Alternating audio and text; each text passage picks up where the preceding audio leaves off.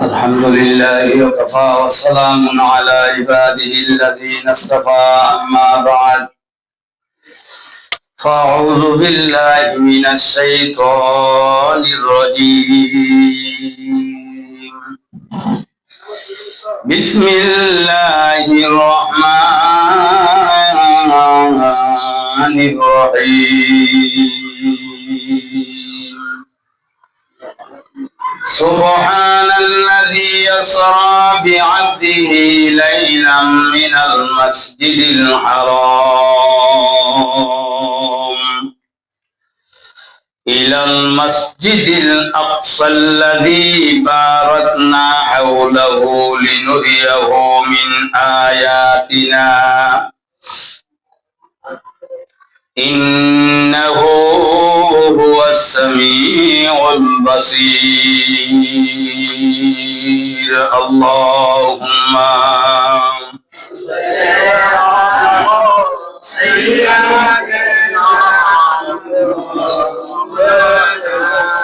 محمد وعلى آل سيدنا محمد اللهم صل على سيدنا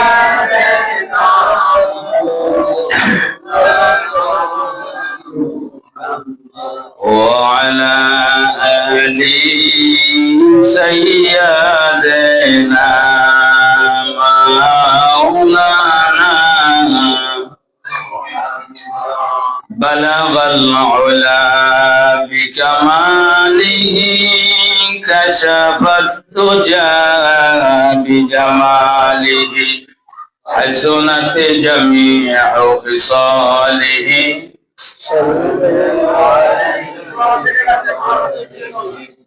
মুআজ্জাজ হাজিরিন, মহান আল্লাহ রাব্বুল আলামিনের দরবারে লাখো কোটি শুকর যে রাব্বুল আলামিন আমাদেরকে জুমার দিন তথা রজব মাসে দ্বিতীয় জুমা আমরা মসজিদে আসতে পারলাম। এই জন্য মহান মালিকের নিকট শুকরিয়া আদায় করি আলহামদুলিল্লাহ। আমি আপনাদের সম্মুখে পবিত্র কোরআন শরীফের সূরা বনী ইসরাঈলের 1 নম্বর আয়াতে কারিমার অংশ তেলাওয়াত করেছি। আমরা সবাই অবগত আছি মাসটার নাম হইল রজব মাস। বলেন কি মাস? রজব। রজব মাসের ফাজাইল আমল গত সপ্তাহে আলোচনা করা হয়েছে। জুমার দিন সংক্ষিপ্ত সময়। গত সপ্তাহ বলছিলাম নবীজি এই মাসে নবীজির মেরাজ শরীফ হয়েছিল। আমরা অনেক সময় বইলা থাকি যে নবীজি মেরাজে গেছে। আসলে আমি মনে করি কথাটা এইভাবে বললে সুন্দর হয়। নবীজি মেরাজে যান নাই, আল্লাহ নিজে দাওয়াত করে আল্লাহর বাড়িতে নিছে। সুবহানাল্লাহ বলে। আগের কথাটা এখনের কথাটার মধ্যে পার্থক্য আছে না নাই? মুসা আলাইহিস সালাতু ওয়াস সালাম পুরে তুরের মধ্যে গিয়া উল্টা সাইডে আল্লাহর সাথে কথা বলতো। সাক্ষাৎ নাই, কথা বলতো। তাফসীরের কিতাবের মধ্যে লেখছেন গায়বী আওয়াজ আসছে আসমান থেকে, হে মুসা তুমি যখন কুহে তুরে উঠতেছো আল্লাহর সাথে কথা বলার জন্য তোমার জুতাটা খুলে লাও। কিটা খুলতো? এর অর্থ হইল তুমি যখন মরুভূমি দিয়ে হাঁটতে হাঁটতেছো, উঠে লেজও লাগতে পারে, গাধার লেদও লাগতে পারে, ছাগল বেড়া দুম্বার লেদও লাগতে পারে। এই জন্য জুতাটা খুলে লাও। খুললে আল্লাহর সাথে কথা বলবো তো, আল্লাহ তো পবিত্র। উপর দিকে জুতা খুললে হলো। আর আল্লাহ নিজে বলছেন আল্লাহর আরশে আজিমের মধ্যে যাওয়ার পরে নবীজিকে বলছেন, নবী গো, জুতা খোলার দরকার নাই, আপনার জুতা মোবারক নিয়া আপনি আমার আসনের ভিতরে ঢুকেন। কথার ভাবমূর্তি, কথার লোড, কথার ওজন একজন নবী, যিনি আমাদের নবীজির ইজ্জত সম্মানকে মহান আল্লাহ বৃদ্ধি করে দিচ্ছে। আল্লাহ অন্যান্য আয়াতের মধ্যে বলছেন, ওয়ারাফানা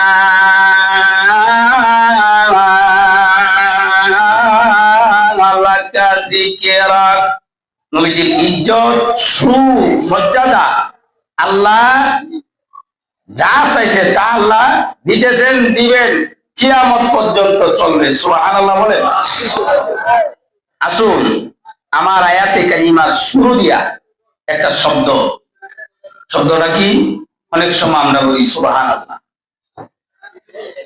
আল্লাহ পাক এই মেরাজের যে ঘটনাটা, এটা কিন্তু লাইলি মজনুর কিচ্ছা না, ইউসুফ জুলাইখার কিচ্ছা না, রাবিয়া বসরির কিচ্ছা না।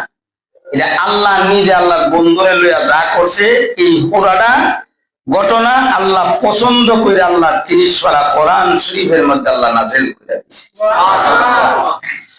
সুবহানাল্লাযী আসরা বিআবদিহি লাইলাম মিনাল মাসজিদিল হারাম।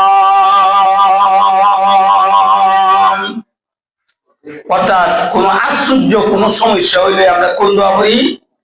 সুবহানাল্লাহ বলি। এই মেরাজের ঘটনাটা কেমন আশ্চর্য!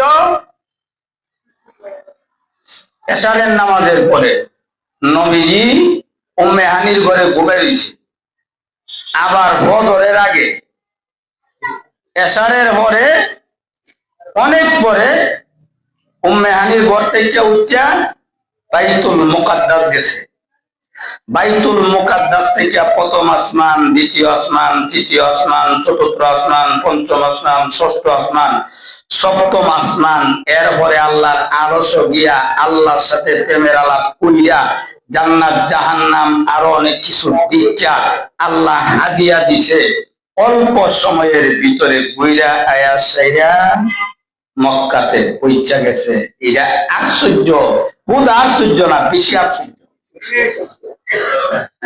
প্রথম আসমান, জমিন থেকে প্রথম আসমানের দূরত্ব হইল 500 বৎসরের দূরত্ব আছে।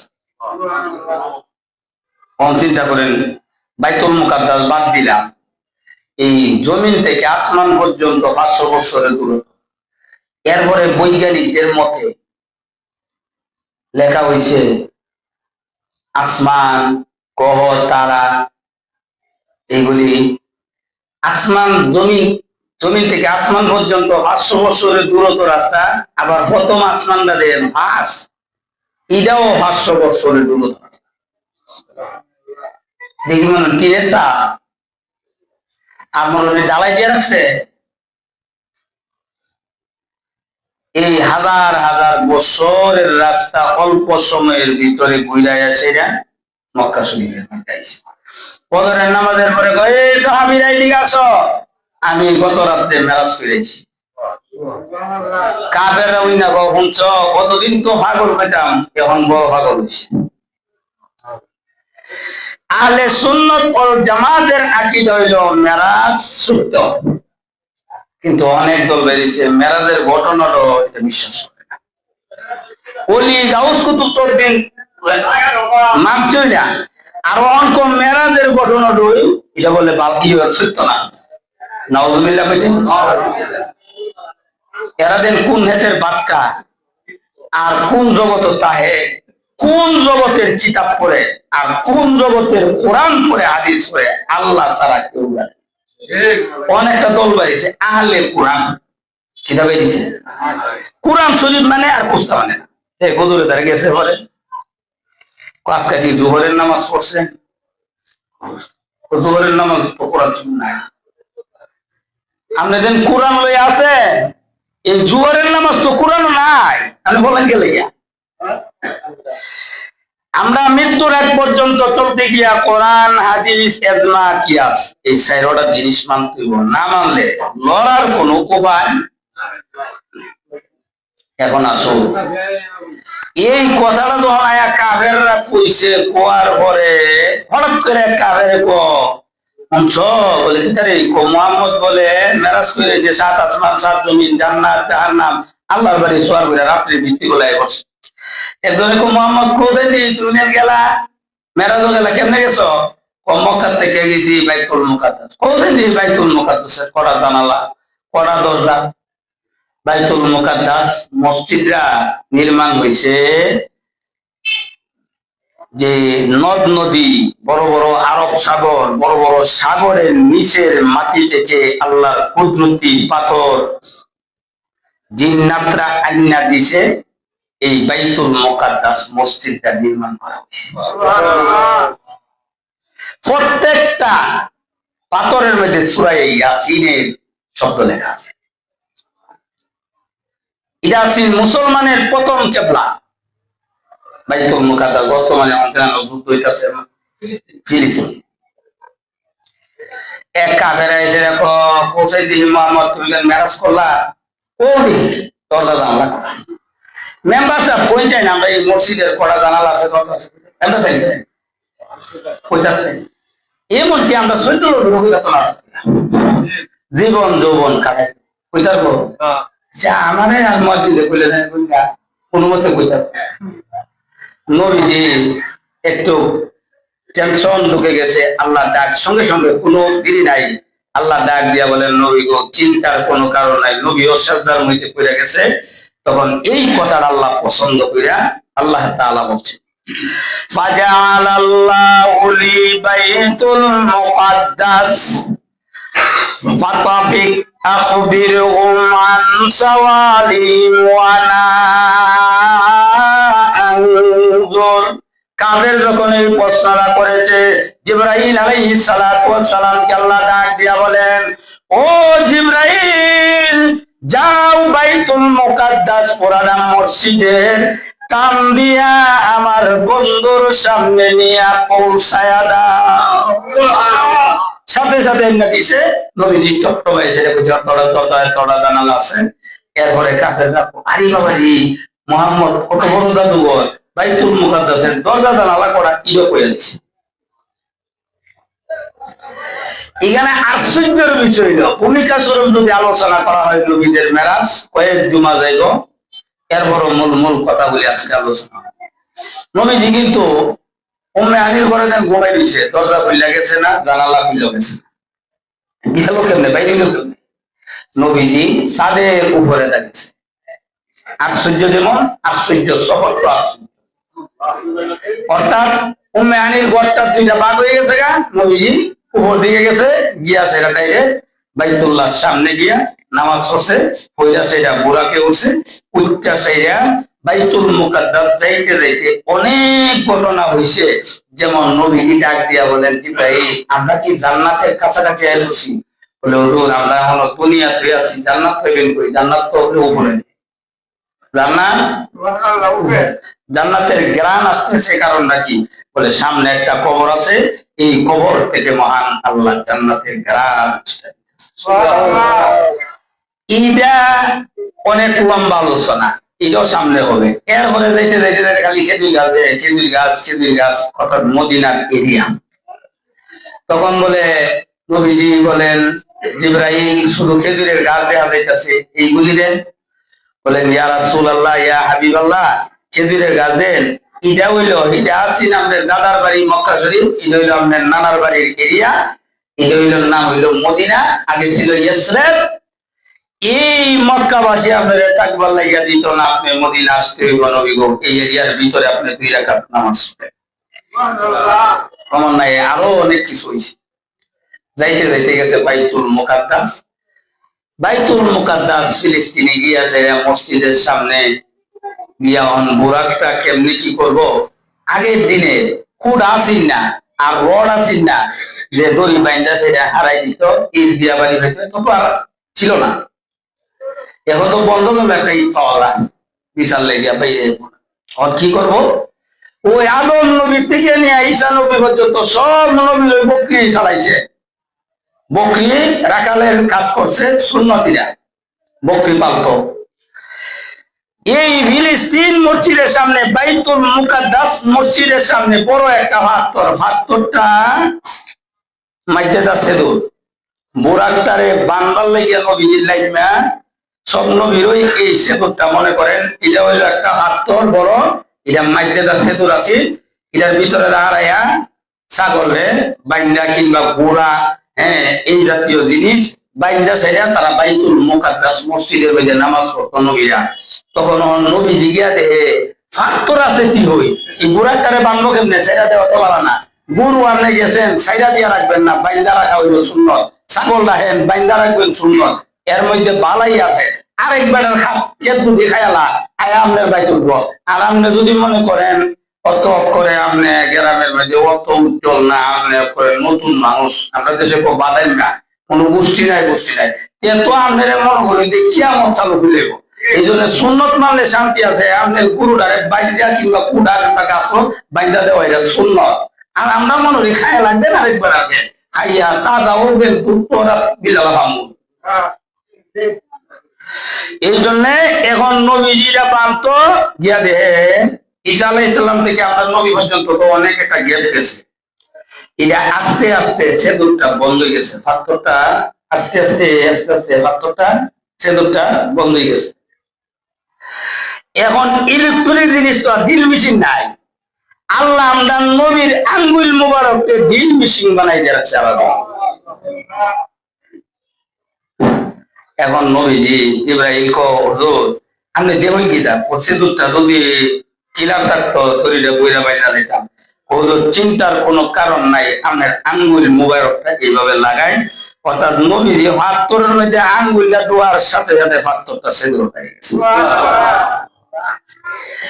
বাইতুল মুকাদ্দাস ভিতরে ঢোকার পরে একজন দুইজন না 1 লক্ষ কিংবা 2 লক্ষ নবী রাসূলগণ বৈশা রয়েছে আমাদের নবীজির অপেক্ষা। অর্থাৎ নবীজি ইমামতি করবেন, এই জায়গাতে নামাজ পড়ে উপর দিকে আরোহণ করবে। এই মসজিদের ভিতরে এমন নবীও ছিল 160 গজ 120 হাত লম্বা নবী। এই নবীর নাম কি বলতে পারবেন? আদম আলাইহিস সালাম। আদম আলাইহিস, আরো অনেক নবী লম্বা লম্বা ছিল, অনেক ইখতিলাফ অনেক মতামত আইছে সিরাতের গ্রন্থে। সিরাতে খুলদানের মধ্যে লেখছে আল্লাহু আকবার যে আদম আলাইহিস সালাম আমরা রাতে 120 হাত লম্বা ছিল, উনিও বসা আরো বড় বড় নবীরা উঁচা বড় বলিস। আমরা কইতে পারি যে 120 হাত লম্বা, এটা কইলে কি বিশ্বাস হইব? এই কথাটা যদি কেউ বিশ্বাস না করে তার ঈমান থাকতো না।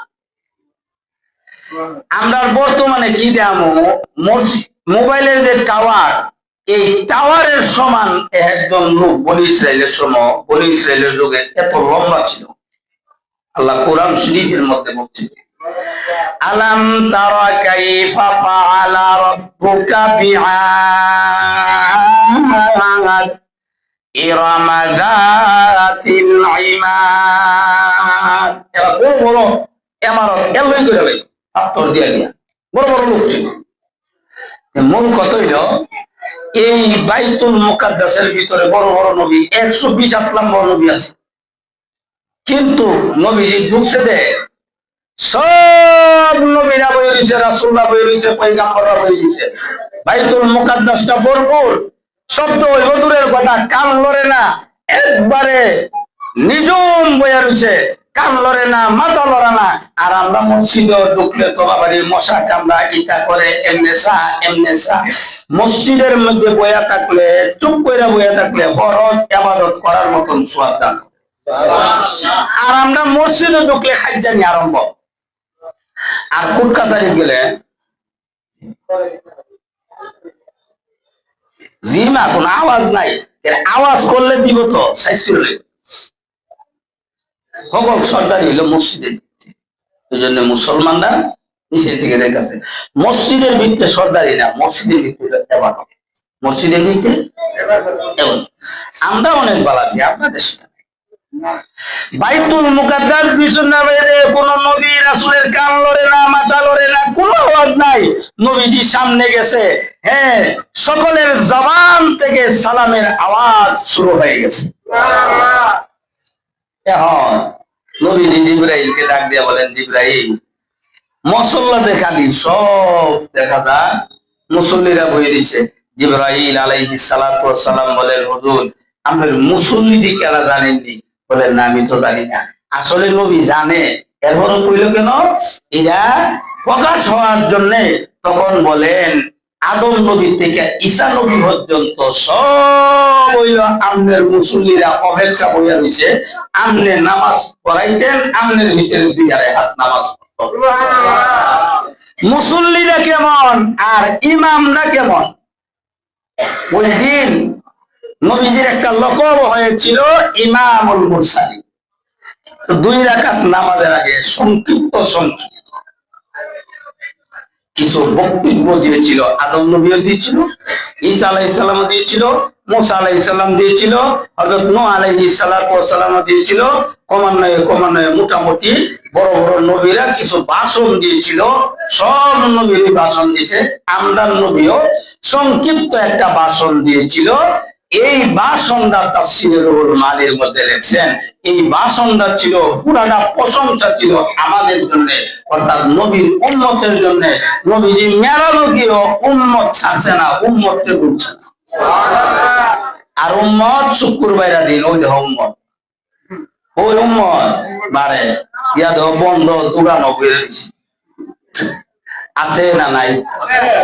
সোনার বন্ধুর গান গা, এই তুই তা না গায়া তুই দুরূদ শরীফ পড়। একবার দুরূদ শরীফ পড়লে 10টা গুনাহ মাফ হয়, 10টা নেকি হয়। দুরূদ শরীফ পড়তে পড়তে কলম পরিষ্কার হয়, দুরূদ শরীফ পড়তে পড়তে নবীর দিদার হয়। এই জন্য হুজ্জাতুল্লাহিল বালিগার মধ্যে লেখা হয়েছে। হ্যাঁ, আমি আগেই বলছিলাম, আরো কয়েকজন আগে বলছিলাম যে আল্লাহর ওলি উনি দুরূদ শরীফ এত ভাবে পড়তেন, পড়তে উনি বয়া পড়লে তাসবিহা দাঁড়াই দিত না। উনি বয়া যদি দুরূদ শরীফ আল্লাহুম্মা সাল্লি কইতো, খালি দিত না। হাজী আমদাদুল্লাহ মুহাজিরে মক্কি রাহমাতুল্লাহ আলাইহি এত কালের শুরু হয়েছে। এখন আমরা ভিতরে এটা নাই। আমরা ভিতরে দুনিয়ার যত আকাম কুকাম এইগুলি আছে আমরার ভিতরে। তো নবীজি দ্বারা একটা ভাষণ দিয়েছিল, ভাষণটা তাফসীরে রুহুল মানির মধ্যে লেখা হয়েছে। আলহামদুলিল্লাহিল্লাযী আরসালানি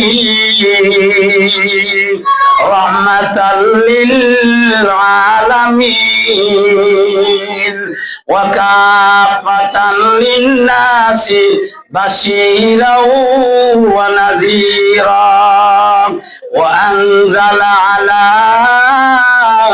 ফুরকানা ফি বায়ানুল লিকুল্লি শাইইন ওয়া জাআলা উম্মতি খায়রা উম্মাতিন উখরিজাত লিন-নাস ওয়া জাআলা উম্মতি উম্মাতাহু ওয়াসাতা ওয়া জাআলা উম্মতি হুমুল আউয়ালিন ওয়া হুমুল আখিরিন ওয়া শারাহা লি সাদরি ওয়া ওয়াদানি আননি যিকরি। একসাথে বলেন না সুবহানাল্লাহ। সব নবীর একটা একটা ভাষণ দিয়েছে। এই ভাষণ যদি বলা হয় জুমার দিন এইগুলি চলবে না। এই জন্য আসুন, নবীজির সংক্ষিপ্ত কথা হইল, নবীজি এই ভাষণটার মধ্যে উম্মতের প্রশংসা করছেন। সব নবীরা দের প্রশংসা করছেন।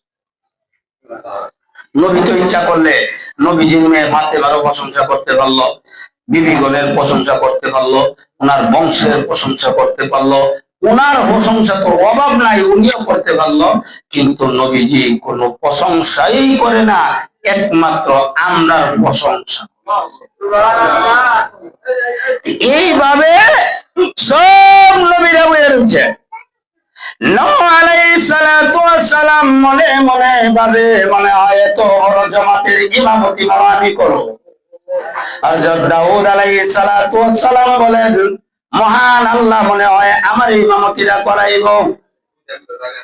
সকল নবীরা মনে মনে মন কলা খান। আদম আলাইহিস সালাতু ওয়াস সালাম মনে মনে বলে আমি সবাই আব্বা, আমি সবাই আব্বা, মনে হয় আমারে দিয়ে আল্লাহ ইমামতি করাইবে। এমনি আওয়াজ আসলো, দুইটার আওয়াজ আসছে।